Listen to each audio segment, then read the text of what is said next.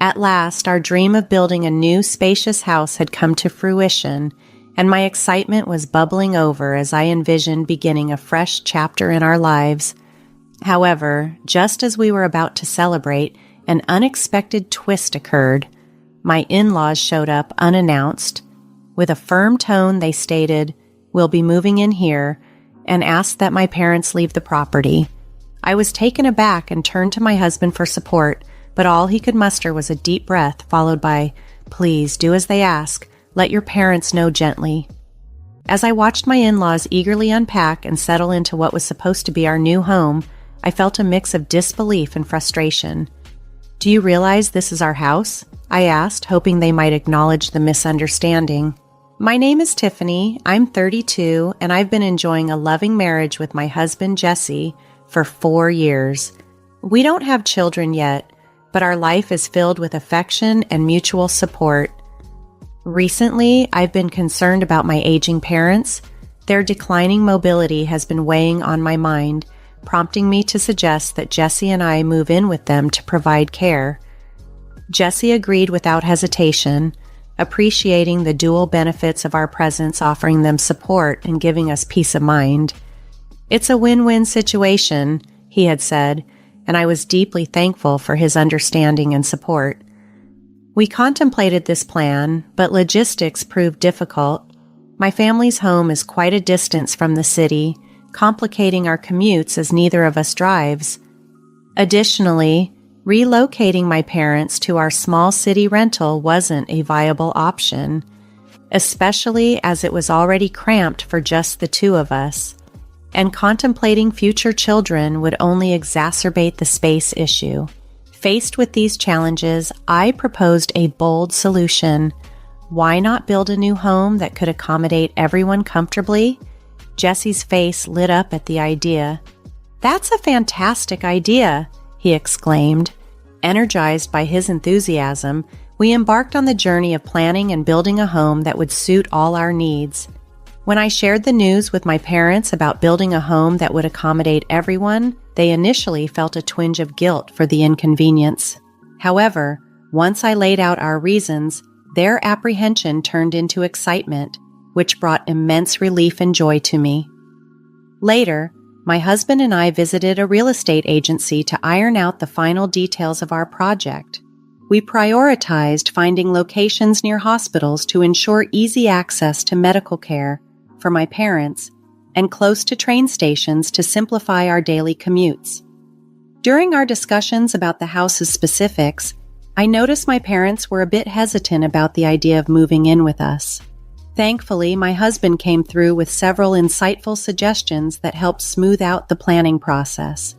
As we progressed, our dream home started to take form, and the excitement was palpable. After extensive discussions and a lot of online research, we finalized our plans and were ready to start consulting with builders. "We're nearly there with the preparations," I remarked, acknowledging how building a home was proving more complex than anticipated. "Balancing this with work certainly makes progress slow," my husband added, reflecting on the challenges we faced. We invested considerable time and effort into our plans, and the results were immensely satisfying. The blueprint we meticulously crafted far exceeded our expectations. We consulted various real estate agents and conducted thorough online research to get to this point. Now, all that was left was to eagerly await the completion of our house. It would take some time, but the excitement and anticipation were limitless. However, as the project advanced, my in-laws began to show increased interest. "Dear, we heard you're building a new house, is that right?" they asked one day. "Yes, that's correct. We're aiming to finish it by the end of the year," I replied. "How wonderful. I'm so impressed with Jesse's efforts and how he keeps us updated with all the details," they exclaimed, showing genuine interest in our endeavor. When my mother-in-law expressed a sudden enthusiasm to visit us soon, I was taken aback but agreed happily. Over the upcoming weekend, my husband and I planned a trip to their place. They greeted us with warm smiles, and the conversation quickly turned to our new home project. "Building a brand new home is such a joyous event, isn't it?" my father-in-law remarked, his tone reflective as if he was recalling his own experiences. "Yes, we're very excited," I replied. "We hope the construction wraps up smoothly and quickly so we can move in as soon as possible." We all shared a laugh over the exciting journey ahead. Curious, my mother-in-law asked, "Could we see the blueprints?" In response, my husband pulled out his phone and showed them a photo of the design. "Oh, it's quite spacious," she observed, "and so many rooms." "Yes, well, we'll be living with my parents, so we needed the extra space," I explained. Both in-laws looked at my husband in disbelief. "You're all moving in together?" they asked. "Yes," my husband confirmed. "Since my parents are getting older, we suggested living together, which led us to decide to build a new house."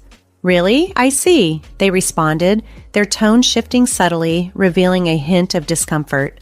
Wanting to ease the tension, I quickly changed the subject. "How have you both been? How's your health?" "We're doing well, no major changes, just the usual routine," they replied, but curiosity about our plans lingered. "Tell us more about the new house. Which room will your parents be using?" they inquired. As my husband pointed to the blueprint to explain, I noticed the mood had indeed shifted. He seemed oblivious to the change, but I could see that their expressions had tensed up. Despite this, we continued discussing the layout, hopeful that our shared excitement for the new beginnings would eventually put everyone at ease.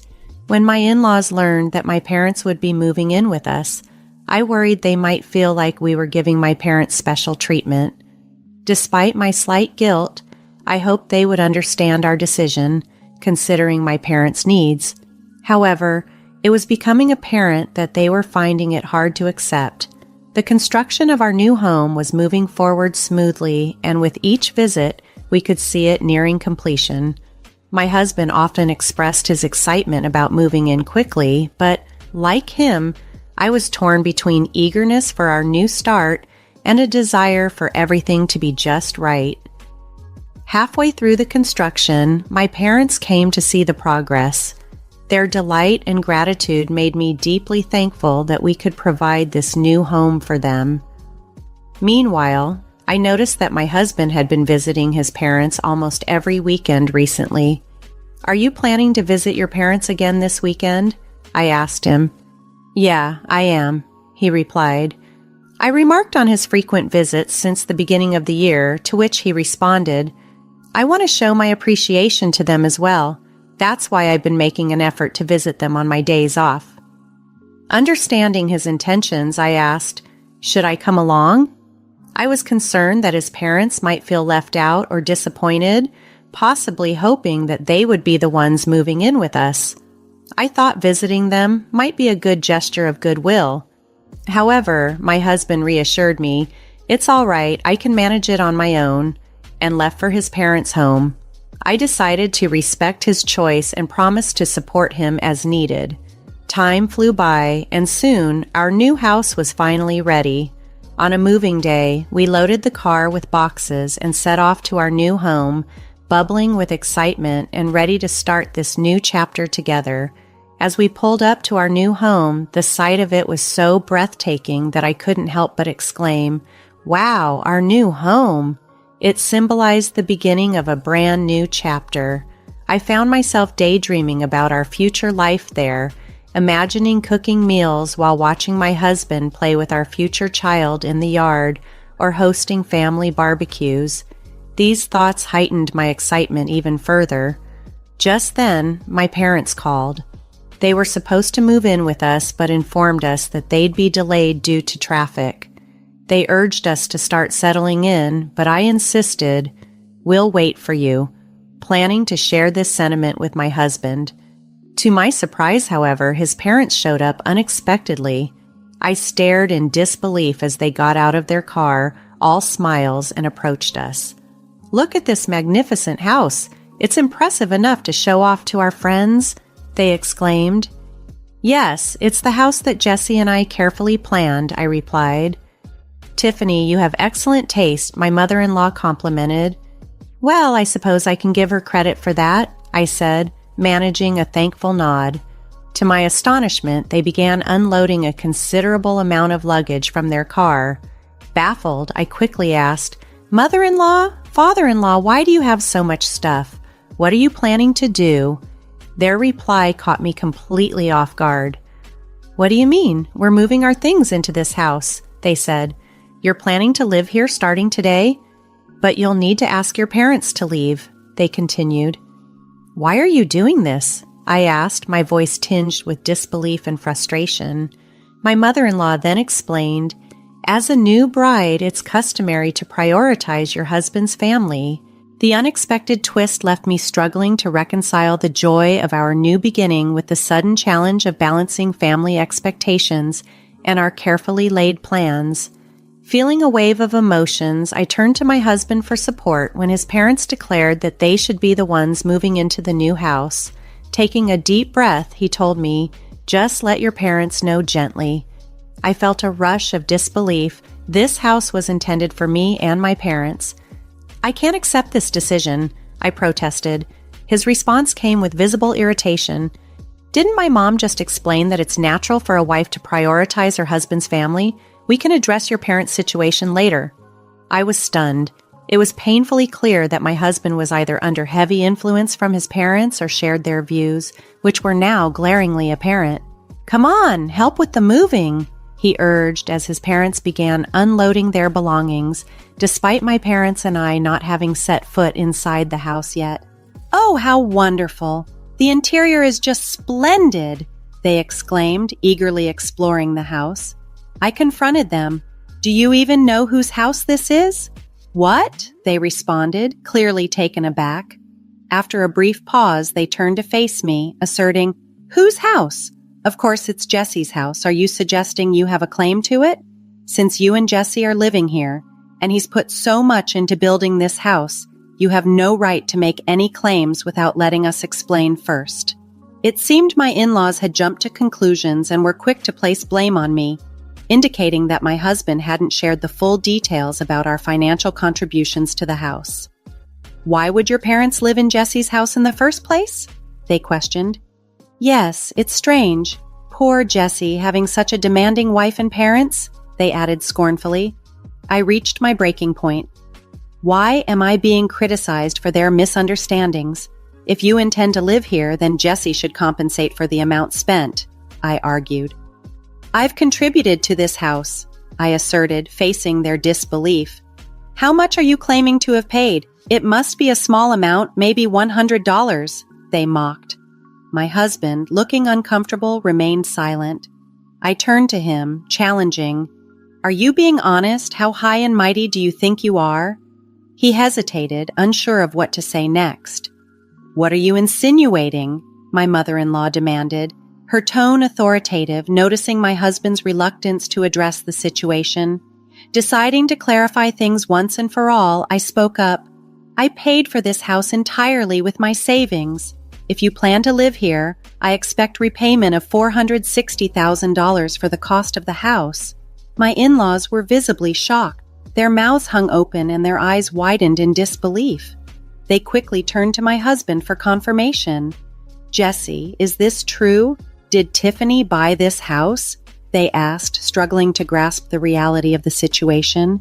My husband nodded a slight affirmation. "Yes, Tiffany bought the house. She was promoted recently and now earns more than I do." He then admitted something more personal.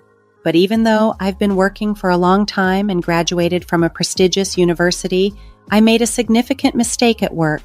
I can't be promoted and even had a pay cut. Now I'm earning as much as a new employee." The room fell silent as they processed this news.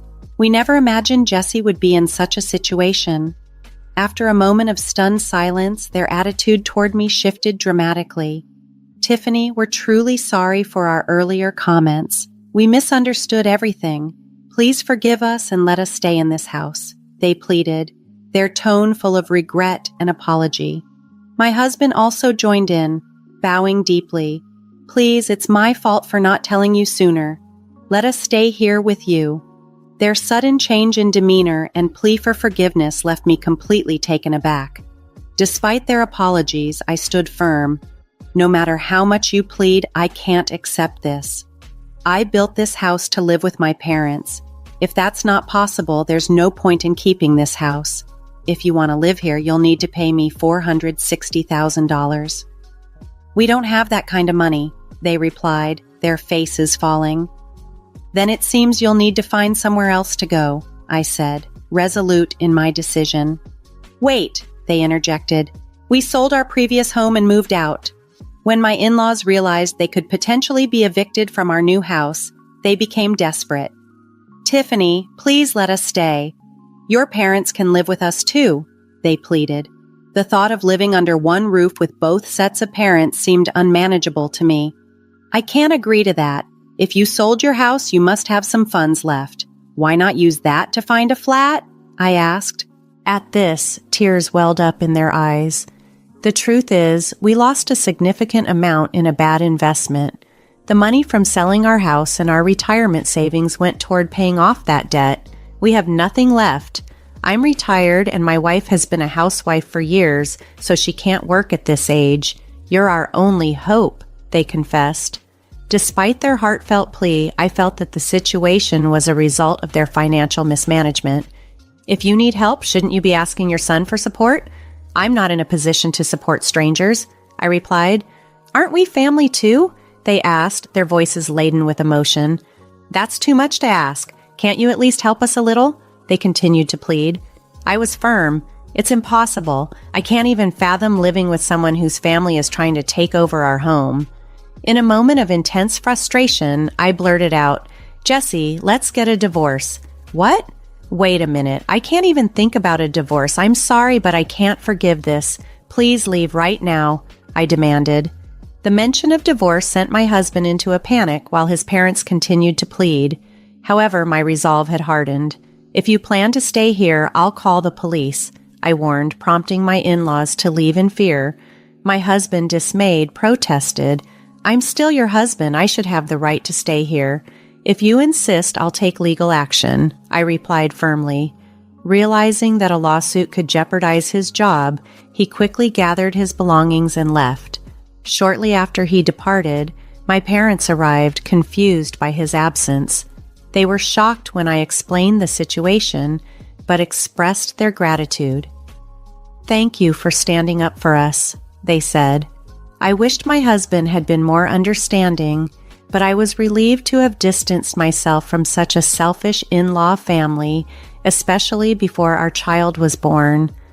The divorce process proceeded smoothly, and I soon found myself single again.